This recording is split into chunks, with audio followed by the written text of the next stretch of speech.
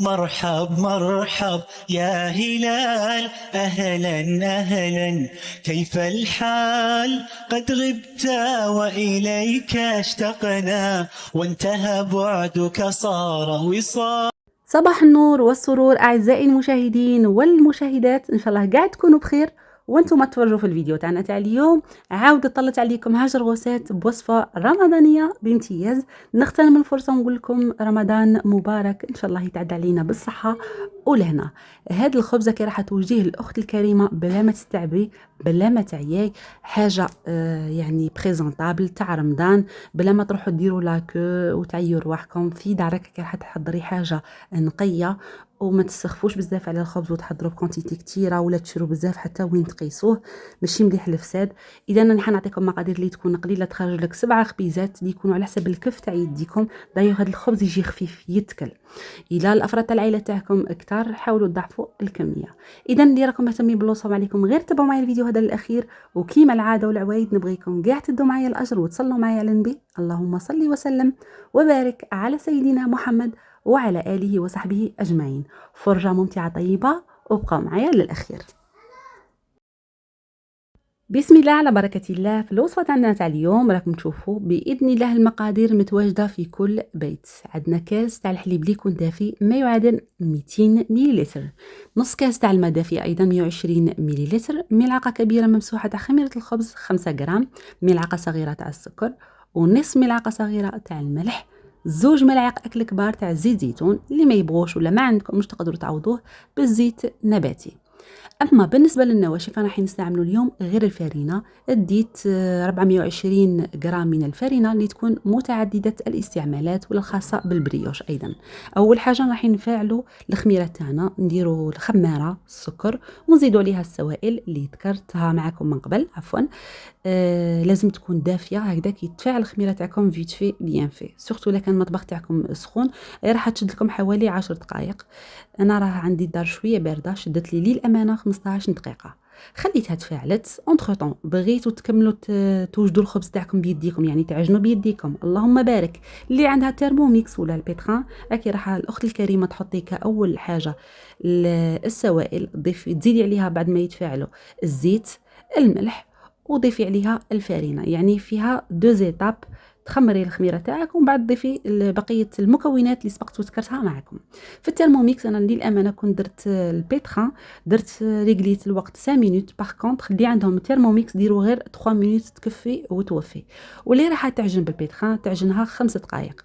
اما الاخت اللي راح تعجن بيديها ما تعزيش عليها لانه ماكش راح تدلكي بزاف، معروف على الفرينه ما تحتاجيش بزاف تدلك. هذا هو القوام، لازم يكون يتلصق في يديكم باش الخبز تاعكم يجيكم خفيف ويجيكم مقطن.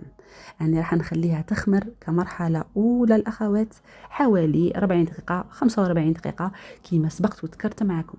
تو ديبون السخانه اللي راهي عندك في الدار ولا في المطبخ تاعك والشوفاج كيفاش راكي شعلته. رانا في فصل الشتاء سي بور سا اللي هاد لاباط تشد لك حوالي حتى ل 45 دقيقه.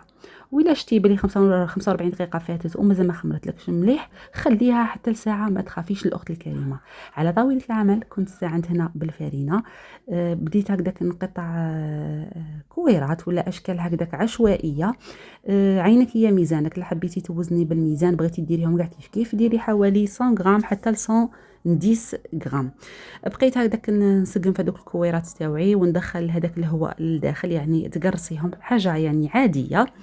ومن بعد كي راح تجيبي صينيه ولا سني ديري عليها الزيت الفارينه ولا البابي كويسون وتشكلي هكذاك الخبز تاعك، يعني تبقاي ترولي فيه ولا تشكلي هذاك الحربوش تاعك، مي خليه على لي كوتي يكون شويه رقيق شغل كي راح ديري هذاك التشارك. راكم شايفين على واش راني نتكلم؟ نورمالمون راكم كابتيتو معايا شويه ليدي باش هكذاك يجي الشكل تاعها شكل تاع القارب. انا للامانه سييت ندير بالوراق ولا بالحلال، مي ما عجبتني، جو بريفير ندير هكذاك بيدي. وبقيت هكذاك نكسل فيها كيما نكسلو لاباط تاع البيتزا. شوفوا معايا كيفاش جات كي شغل كرواسون ولا بابور. المهم هذا هو الشكل اللي اختاريته انا اليوم. نتوما بغيتو ديروا شكل دائري، لكم كامل الاختيار. فوالا هنا راني حنعاود نوريكم واحده اخرى بالنسبه للمبتدئات، باسكو على بالنا بلي بزاف لي ديبيتونط والصغارات يغتنموا الفرصه ويدخلوا المطبخ في شهر رمضان.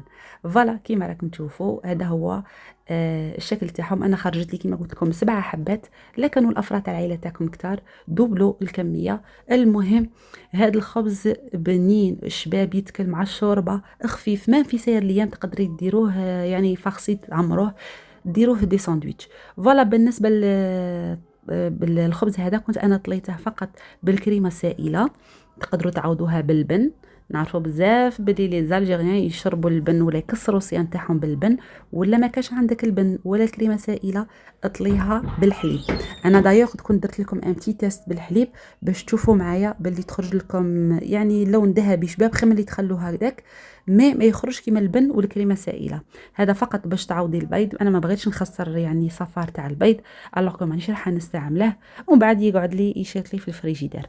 بالنسبه للزرارع ديري زريعه اللي تبغيها انت، حبه الحلاوه السانوج الججلان اللي تبغيها.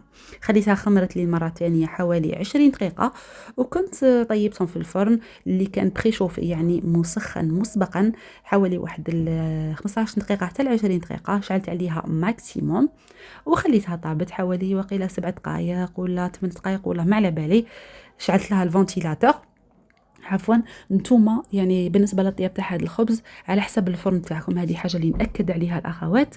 وايضا كي تشوفوها باللي خدات لكم لون ذهبي شباب هذا هو اعرفي بلي الخبز تاعك راه جاهز. وفوالا كان هذا هو الشكل الاخير تاع الخبز تاعنا تاع اليوم. شوفوا معايا كيفاش يجي مقطن وخفيف وبنين. هذا زعما كوما راناش صايمين يروح لي في ضربه، ما يشدليش ميم با الوقت الفطور. فوالا كيما راكم تشوفوه هنا للامانه، وكيما عودتكم هاجر غوسات نقسمها لكم هكذاك اون دو باش تشوفوا معايا المصداقيه تاع وصفات هاجر غوسات.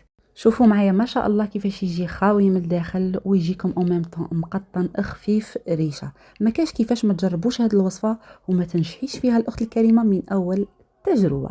هذه هي الخبزه اللي كنت قلت لكم عليها، كنت دهنتها غير بالحليب هكذاك من الفوق، فوت عليها بالبانسو حاجه خفيفه ودرت لها زرارع. سي فغي هي لا كولور ما تجيش كيما البن ولا لا كريم ليكيد، مي كوميم الحليب راح يسلكم باش يعطيكم يعني شكل شباب للخبز نتاعكم. فوالا كانت هذه الوصفه تاعنا تاع اليوم اللي كنت مديتها لكم من القلب للقلب. ان شاء الله تجربوها وتنجحوا فيها باذن الله. وكاقتراح قبل ما نختم معكم هذا الفيديو، لا كنتوا تبغوا الخبز تاع الزيتون ولا تبغوا زرارع على الداخل تقدروا تضيفوها لهذا الخبز. كوني سيده المطبخ نتاعك الاخت الكريمه. جا وقت الختام للاسف، مع ليا غير نقول لكم شهيدكم في الجنه ان شاء الله. صحة رمضانكم وصحة شريبتكم. نتلاقوا في فيديو جديد مع وصفة ولا تدبيرة جديدة. سلام.